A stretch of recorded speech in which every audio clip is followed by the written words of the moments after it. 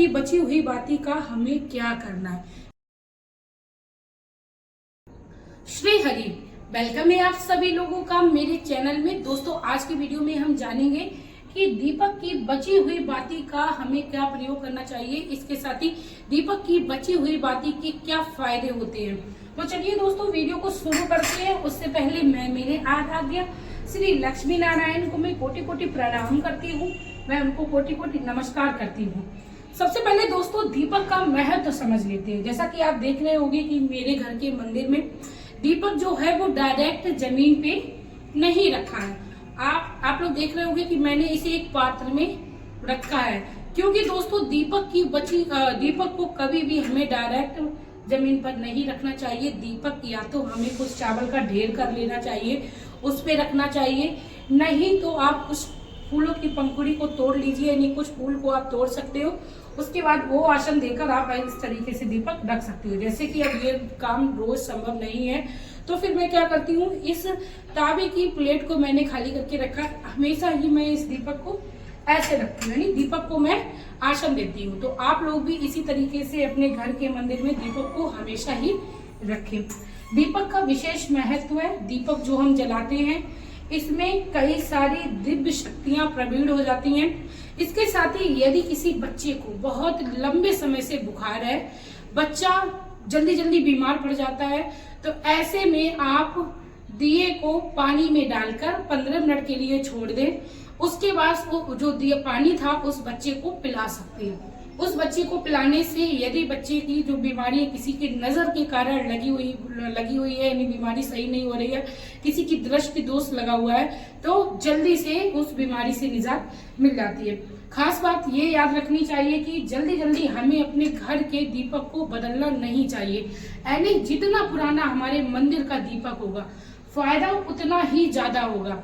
दोस्तों, काफी बार हमने देखा है कि मंदिर में रखी हुई चीजें जब हमारे इस्तेमाल में नहीं होती, बहुत पुरानी होती है, तो हम उनको ऐसे ही नहीं फेंकते। हमारे बड़े बुजुर्ग कहते हैं कि उनको ऐसे ही फेंकना नहीं है, उसके पीछे का कुछ रीजन होता है। क्योंकि दोस्तों, मैं आप लोगों को साधारण भाषा में बताऊं कि हम इसलिए नहीं फेंकते क्योंकि भगवान के समक्ष रखी हुई हर छोटी से छोटी चीज अपने आप में बहुत शक्तिशाली हो जाती है। जैसा कि आप देख रहे होंगे कि यहाँ पर एक लोटा जल भी भरा रखा है, तो इस जल को भी आप साधारण ना समझे। आप अपने घर के मंदिर में जल रखते हो और आपको कोई नकारात्मक ऊर्जा परेशान कर रही है, आपको लगता है कि आपके घर में आपको भय लगता है, रात में समय आपको लगता है आपको कोई परेशान करता है, बुरे बुरे सपने आते हैं, तो ऐसे में आप अपने कमरे में इस जल को छिड़क कर सो सकते हो।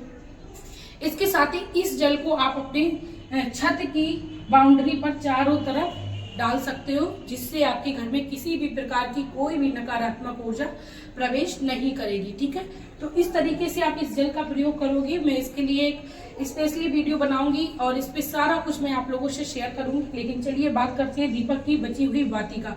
उससे पहले मैं आपसे रिक्वेस्ट करना चाहूंगी कि प्लीज वीडियो अच्छी लगी तो वीडियो को लाइक कर दीजिए, चैनल को सब्सक्राइब कर दीजिए, साथ में एक प्यारा सा श्री लक्ष्मी नारायण का कमेंट कर दीजिए, जिससे मेरा मोटिवेशन और भी ज्यादा बढ़ता है और मैं आप लोगों के लिए नई नई जानकारी लेकर आती रहती हूँ। मेरे प्राणों से प्यारे मेरे श्री हरि।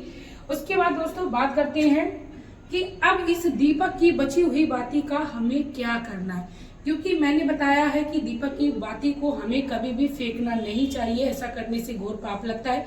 वैसे मुझे पता है हमारे हिंदू धर्म में इतना तो पागल कोई नहीं है जो दीपक की बाती को ऐसे ही कूड़े या कचरे में फेंक दे। तो अब इसका क्या करना चाहिए, चलिए बताते हैं। इस दीपक की बाती को हमें पहले तो एक पॉलिथीन में इकट्ठा करते रहना है, 15 दिन, 20 दिन, 1 महीने। यानी दीपक की बातियों को आपको इकट्ठा कर लेना है और किसी एक मिट्टी के पात्र में ऐसे दीपक को लेना है। मेरे पास अभी छोटा सा दीपक था तो मैंने अभी उसमें ही ले लिया है। बड़ा सा यदि आपके पास दीपक है उसमें भी आप रख सकते हैं। बड़े से दीपक में आप इसको रख लीजिए। रखने के बाद दोस्तों आपको क्या करना है, इसको ऐसे किसी भी एक पात्र में रख लीजिए जिससे आपके हाथ ना जले। तो मैंने इसको ऐसे पात्र में रख लिया है। अब इन बाती को क्या करना है, हमें जलाना है। आप चाहो तो थोड़ा सा कपूर रख लीजिए जिससे बाती जो है वो और भी अच्छी जलेंगी। और इससे जब हम कपूर संध्या शाम के समय जलाते हैं, खासकर आपको एक बात और याद भी रखनी है कि इन बातियों को आपको सूर्यास्त के बाद, जब सूर्यास्त हो जाता है यानी जिनको दिन ढलने का जब समय बोलते हैं, उस समय आपको इन बातियों को प्रयोग में लेना है। इससे मैं आप लोगों को फायदे बताऊं क्या क्या होंगे। एक तो आपके घर में यदि आपको भय लगता है उससे मुक्ति मिलेगी। दूसरा, आपके बच्चे को नजर लग जाती है उससे मुक्ति मिलेगी।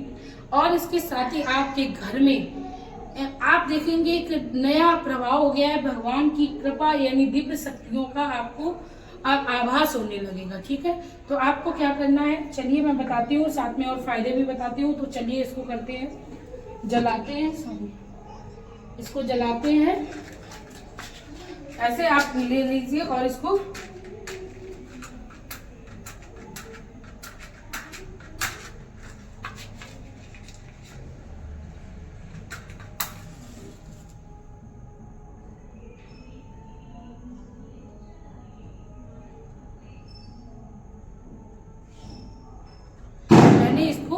जला लिया है।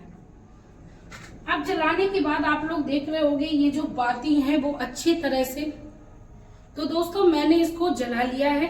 अब आप लोग देख रहे होंगे कि इससे धुआं निकल रहा है। इससे निकला हुआ धुआं ये साधारण धुआं नहीं है। अब मैं बताती हूँ इसका प्रयोग आपको कैसे करना है अपने घर में। तो इस तरीके से आपको अपने पूरे घर में धुआं देना है। बेटा इधर आओ, तंचरी आओ। ऐसे आप अपने बच्चों को भी धुआं दिखा सकती हो। इससे आपके बच्चों को यदि नजर लगी है तो वो सारी कुछ आपके बच्चों के ऊपर से नजर भी चली जाएगी। और आप लोग देख सकते हो कि मैं किस तरीके से अपनी दीपक की बातियों का इस्तेमाल कर रही हूँ। फैन ऑफ करते हैं। अब मैं इसको ले चलती हूँ घर के हर कोने में दिखाते हुए बाहर, घर से बाहर की ओर ले चलती हूँ। और आप लोग देख रहे होंगे इसका जो धुआं है वो काफी ज्यादा हमारे के लिए फायदेमंद है।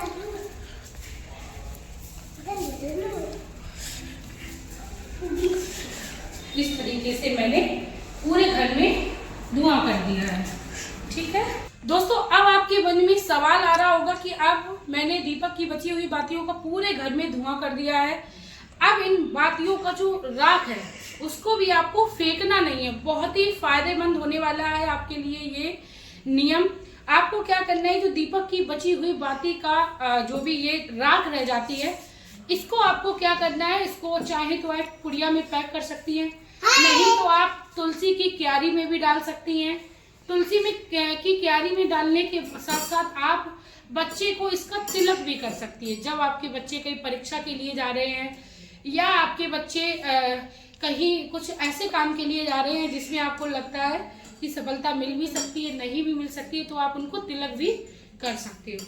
इसके साथ ही आपके हस्बैंड किसी खास काम के लिए जा रहे हैं, उनको भी आप तिलक कर सकती है, यानी इस राख को भी आप इस्तेमाल कर सकती हो। ये बहुत ही शुभकारी राख होती है, इसको बहुत अच्छे से इस्तेमाल में लेना है। तो दोस्तों चलिए मैं इसको अभी रख देती हूँ।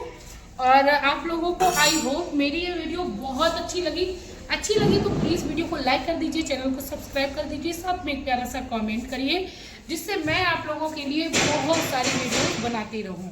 Thank you.